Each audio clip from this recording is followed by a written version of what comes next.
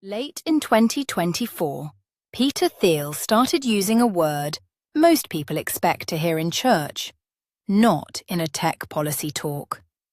Antichrist. He used it in a recorded Hoover Institution conversation from October 8, 2024, later published under the title Apocalypse Now? Peter Thiel on Ancient Prophecies and Modern Tech. In that transcript, he tied the phrase peace and safety from 1 Thessalonians 5:3 to a modern danger, a world organized around stopping catastrophe at any cost. Then he made it concrete. He warned that fear of runaway technology could push society toward a one-world state that has real teeth, real power. He was talking about the same risks people argue about now: AI, nuclear weapons, biotech, climate, nanotech. That is what makes the warning land. Thiel was not describing a monster from a fantasy story. He was describing a system that sounds rational, maybe even necessary, because it promises survival. October 8, 2024. At the Hoover Institution, Peter Thiel said something you do not expect from a PayPal co-founder. The slogan of the Antichrist is peace and safety. He was pointing to 1 Thessalonians 5:3, where Paul warns that people may say peace and security just before sudden destruction arrives. Thiel's move was to bring that verse out of the first-century church and into modern politics, and he did not leave it vague. In the same conversation, he warned that fear of disaster could produce a one-world state that has real teeth, real power. Pause on that for a second. Peace and safety usually sounds comforting, a slogan for stability, a promise that adults are in charge.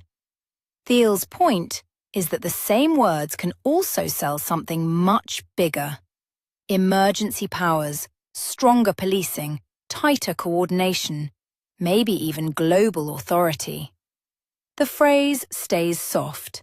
The machinery behind it does not. One small line in the New Testament changes the picture. In 1 John 2:18, the text says, "Many antichrists," not just one final villain at the end of history. In its original setting, John was talking about a split already happening inside his own community. These were false teachers and breakaway figures, already present, already causing damage. That is a very different scene from modern debates about AI labs or global regulation. This is where a real argument enters the story. Critics of Thiel say that if you read 1 John carefully, the passage is about first-century doctrinal conflict, not a future world system.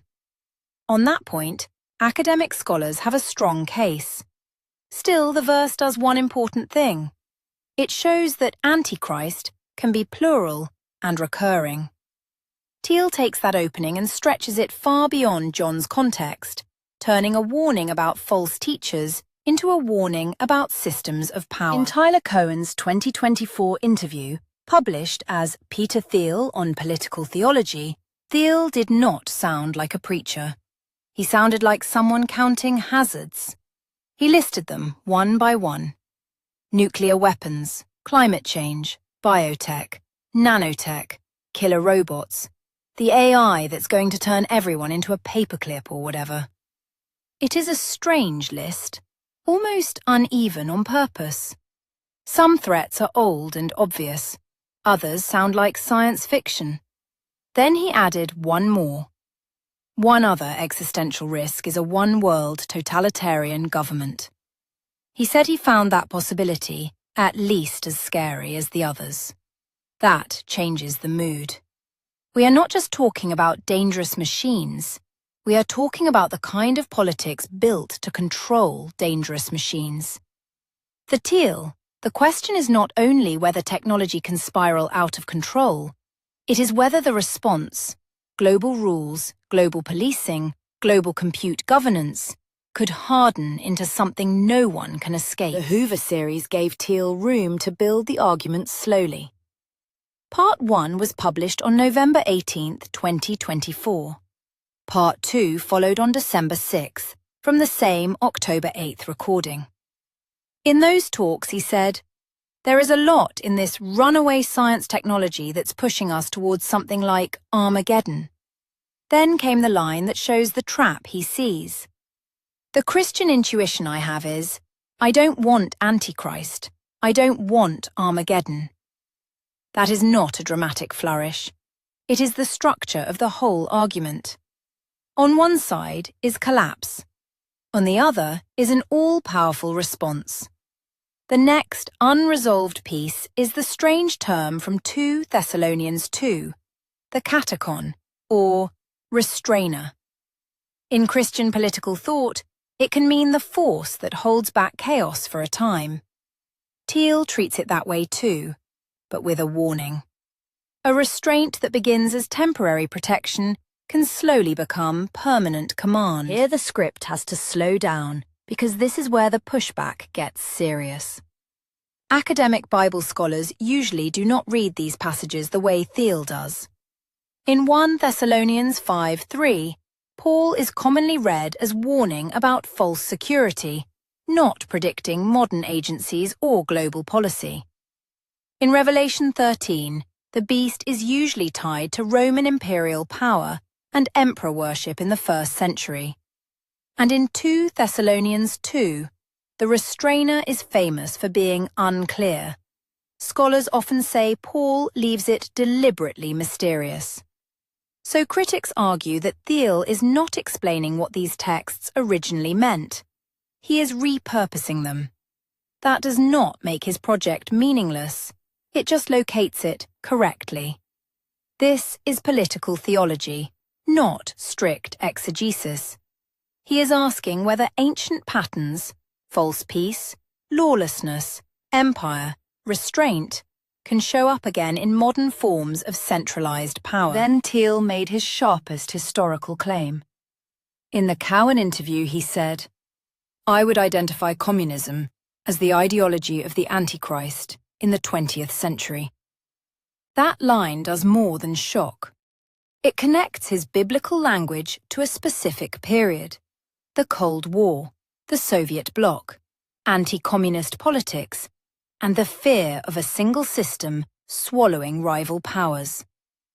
In Thiel's frame, anti-communism acted like a katechon, a restraining force. Not holy, not perfect, but a brake. Something that kept a totalizing global order from locking into place. This is also where many viewers may hesitate. Cold War anti-communism was not morally clean. It included propaganda, repression, and support for harsh regimes of its own. So Thiel's analogy is not simple history. It is a contested interpretation. Still, it matters because it shows he is not only warning about the future, he thinks the struggle over world order already happened once. So where does that leave us? Not with proof that the United Nations, AI labs, or some secret ruler fulfills biblical prophecy. The scholarly objections are real, and this script should not pretend otherwise. Thiel is not recovering the original meaning of 1 John, 1 Thessalonians, or Revelation in a classroom sense. His real claim is narrower and more political. If leaders decide that AI, nuclear war, biotech and other risks are too dangerous for ordinary politics, they may demand exceptional tools. Stronger surveillance, tighter enforcement, emergency powers, maybe even what he called really effective global government and really effective policing. That is the test he leaves behind. Not, did prophecy get decoded? But, when safety is offered, who gets the power to decide, to enforce, and to never give it back? That question is simple enough for any age, and in Thiel's warning, it is the question that matters most.